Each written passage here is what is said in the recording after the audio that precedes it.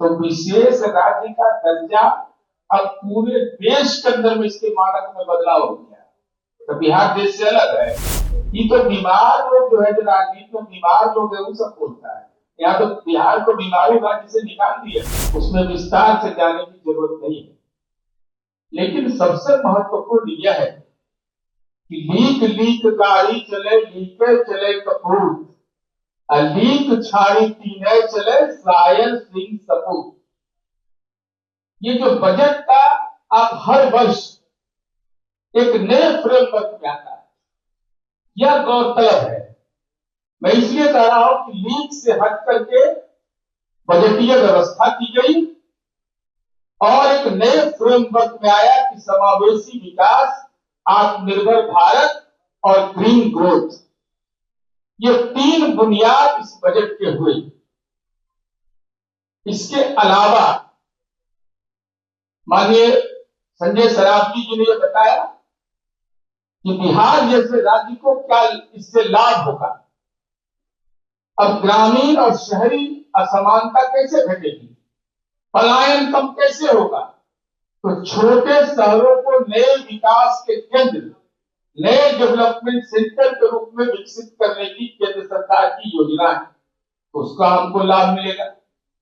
हर जिला में एक ट्रामा सेंटर बनाने की बात इस केंद्रीय बजट में किया गया है। बुजुर्ग आबादी की जरूरत पर ध्यान रखा गया है और दो बात की ओर हम ध्यान आकर्षित करना चाहते हैं। आदरणीय प्रधानमंत्री नरेंद्र भाई मोदी जी, माननीय निर्मला सीतारमण जी के प्रति हम आभार व्यक्त करते हैं कि जब बजट का जो स्वरूप बन रहा था, तो आप देखिएगा कि वाटरवेज बंगाल से सूरत, तो भौगोलिक क्षेत्र बिहार को भी उसका लाभ मिलेगा। बिहार होकर ही गुजरेगा वो वाटरवेज, इसका लाभ हमको मिलेगा। अभी सिल्लीगुड़ी वाली चर्चा उन्होंने किया कि जो विकास होगा उसका, और इसके साथ साथ जो सबसे महत्वपूर्ण हमारी समझ से बिहार के लिए लाभकारी होना है कि टूरिज्म के सेक्टर में अब बिहार आगे बढ़ रहा है। अब मेडिकल टूरिज्म को भी इंक्लूड कर दिया गया। तो मेडिकल टूरिज्म अगर इंक्लूड होगा तो पड़ोस का देश, पड़ोस के राज्य, इन तमाम लोगों को फायदा होगा। और ये दीर्घकालिक सोच, ये आज के लिए नहीं, विकसित भारत बनाने की परिकल्पना को साकार रूप देने में यह बजट महत्वपूर्ण भूमिका अदा करेगा। और सर्विस सेक्टर को इतना इंफेसिस पहली बार किया गया है, चाहे टूरिज्म का क्षेत्र हो, हेल्थ का सेक्टर हो, देखभाल की सेवाएं हो, बायो फार्मा हो, वस्त्र हो।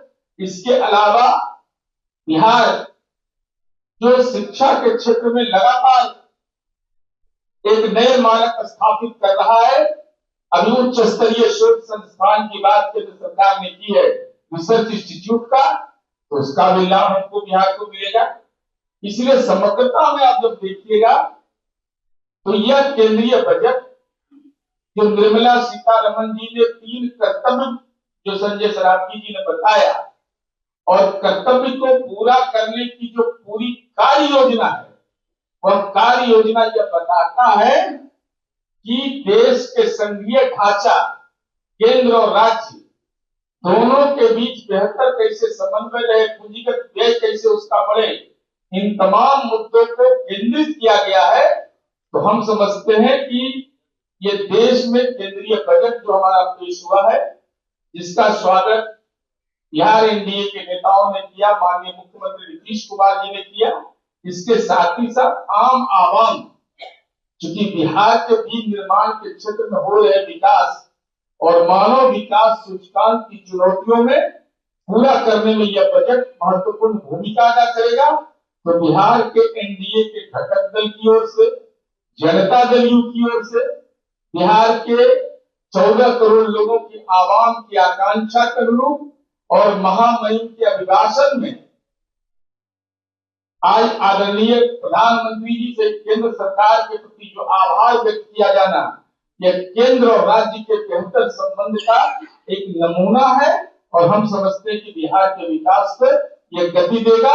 दर्जे की मांग की जा रही थी केंद्र सरकार से, लेकिन इस बार नहीं किया गया। क्या आप लोग मान चुके हैं कि अब बिहार को सरकार का दर्जा नहीं मिलेगा?